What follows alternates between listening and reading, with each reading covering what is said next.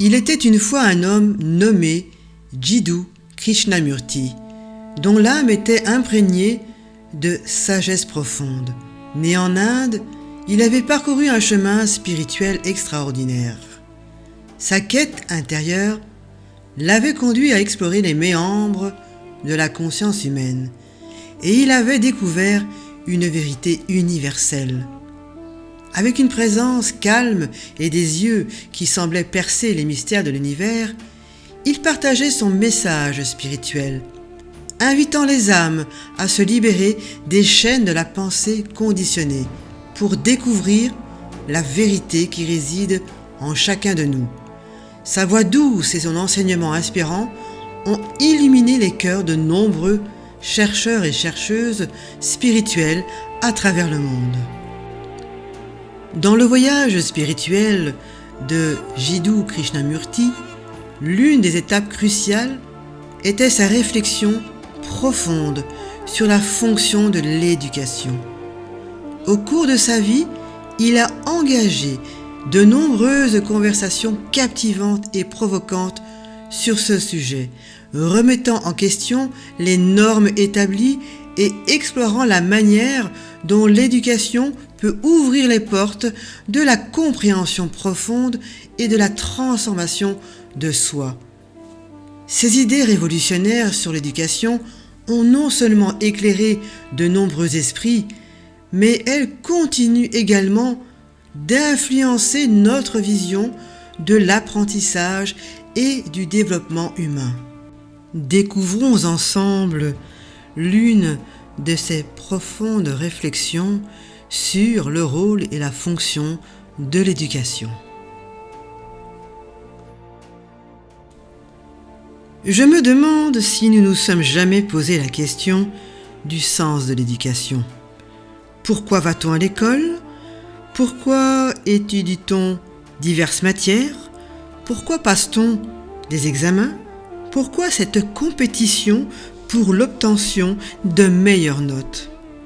Que signifie cette prétendue éducation ? Quels en sont les enjeux ? C'est une question capitale, non seulement pour les élèves, mais aussi pour les parents, les professeurs et pour tous ceux qui aiment cette terre où nous vivons. Pourquoi nous nous soumettons à cette épreuve qu'est l'éducation ? Est-ce simplement pour obtenir des diplômes et un emploi ? La fonction de l'éducation n'est-elle pas plutôt de nous préparer, tant que nous sommes jeunes, à comprendre le processus global de l'existence? Avoir un emploi et gagner sa vie sont une nécessité, mais n'y a-t-il rien de plus ? Est-ce l'unique but de notre éducation ? Assurément, la vie ne se résume pas à un travail, à un métier. La vie est une chose extraordinaire, un grand mystère, ample et profond, un vaste royaume au sein duquel nous fonctionnons en tant qu'êtres humains.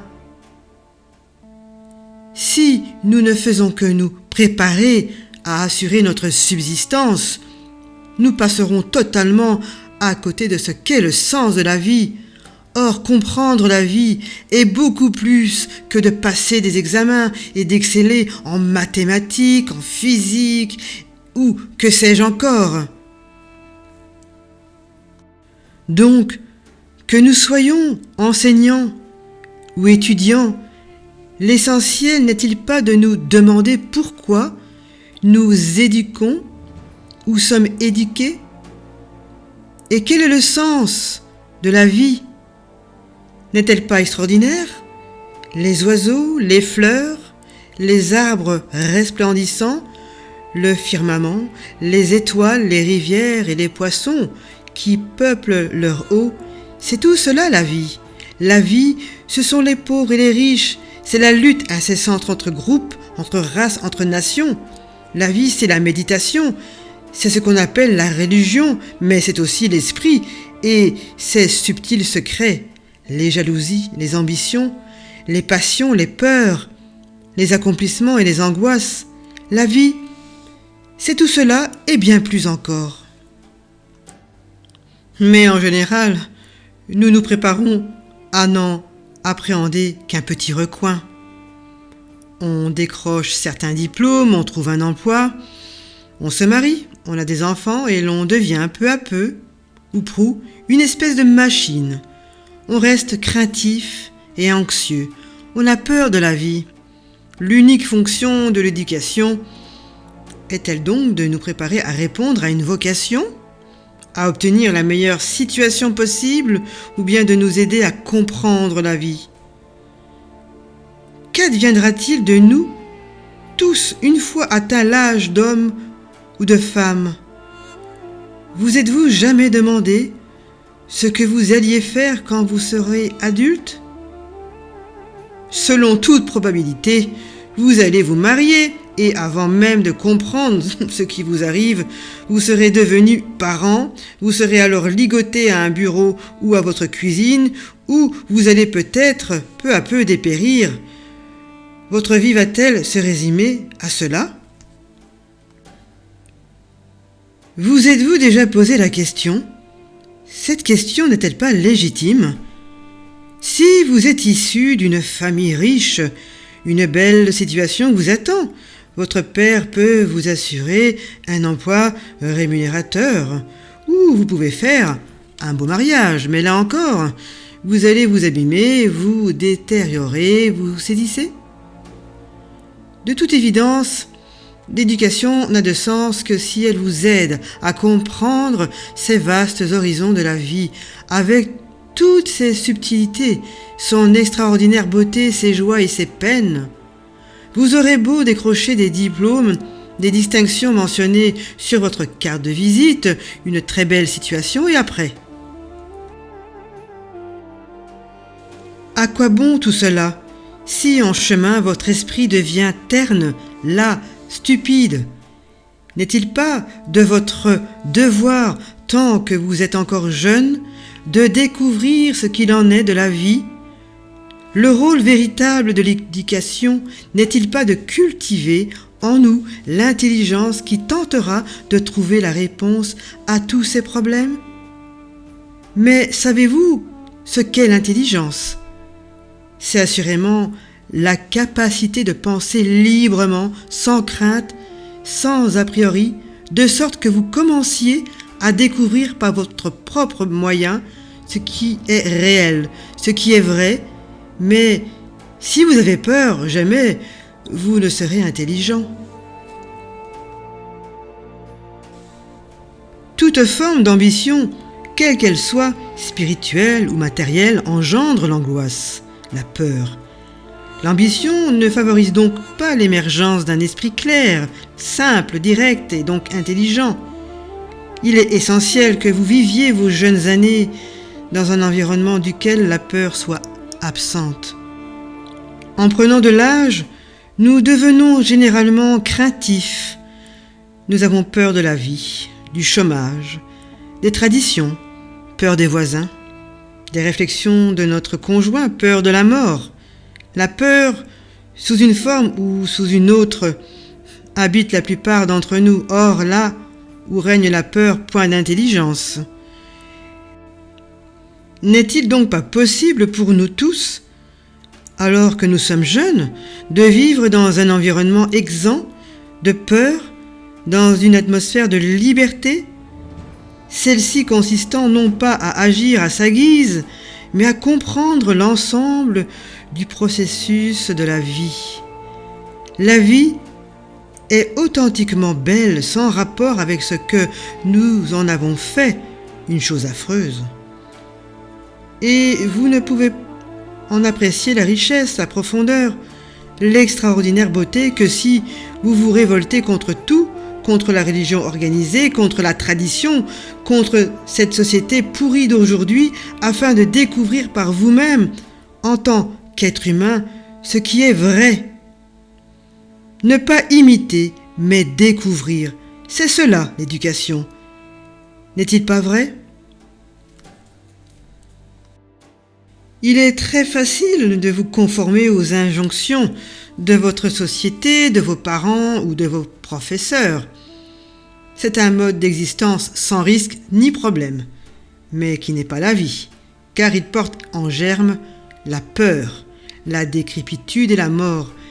Vivre, c'est découvrir par soi-même le vrai, et cela n'est possible que lorsque la liberté est là, lorsqu'il y a en vous, au plus profond de vous, une révolution permanente. Mais vous n'êtes pas encouragé dans ce sens. Nul ne vous invite à remettre les choses en question, à découvrir par vous-même ce qu'est Dieu, ou la source, car si jamais vous vous rebelliez, vous mettriez en danger tous ces faux semblants. Vos parents et la société veulent vous voir vivre dans la sécurité, et vous de même.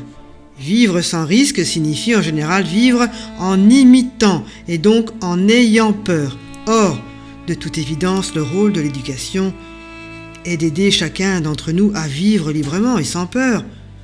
Ne croyez-vous pas ?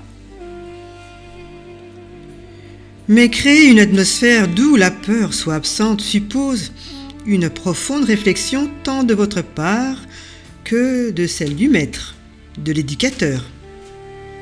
Savez-vous ce que cela signifie et quelle merveille ce serait que de créer une atmosphère dénuée de peur ? Et nous devons la créer car nous voyons bien que le monde est en proie à des guerres sans fin guidées par des politiciens toujours plus avides de pouvoir. C'est un univers de juristes, de policiers et de soldats, d'hommes et de femmes assoiffés de réussite sociale et se battant pour l'obtenir.